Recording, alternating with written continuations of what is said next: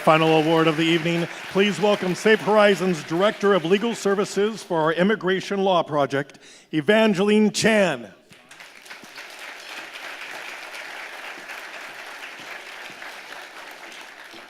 Good evening. 41 years ago, Safe Horizon began as a pilot program to provide support to victims who had been intimidated or who felt too threatened to testify in court. Today, we help thousands of victims each year to heal and move forward.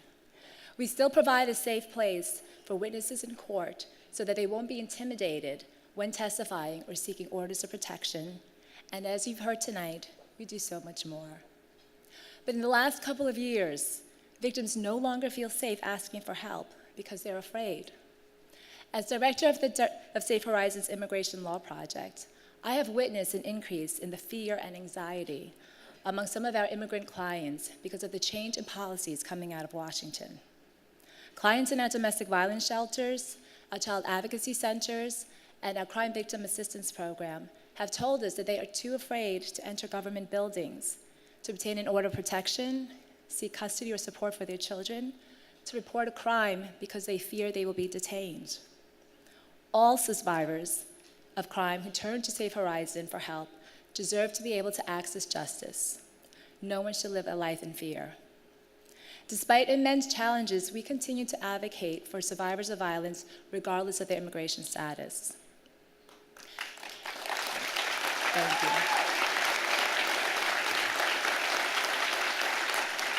And by being here tonight, you help us do that and so much more.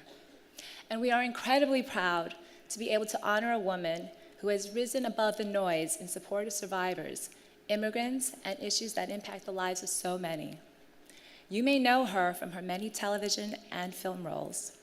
Or perhaps you remember when she shared her own personal experience and joined Tarana Burke in the Me Too hashtag movement that changed the way we talk about sexual harassment, sexual assault, and accountability.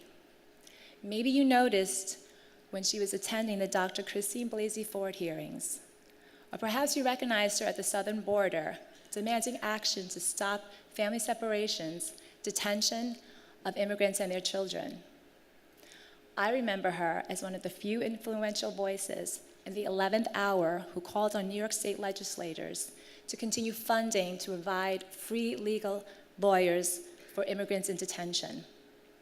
The truth is, you will probably recognize her from any number of rallies across the nation, using her platform to stand against racism, human rights, stand up for human rights, freedom and change, and always for survivors.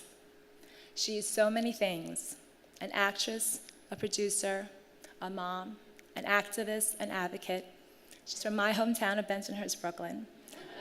Everyone, please join me in welcoming the fierce, the bold, the courageous Alyssa Milano.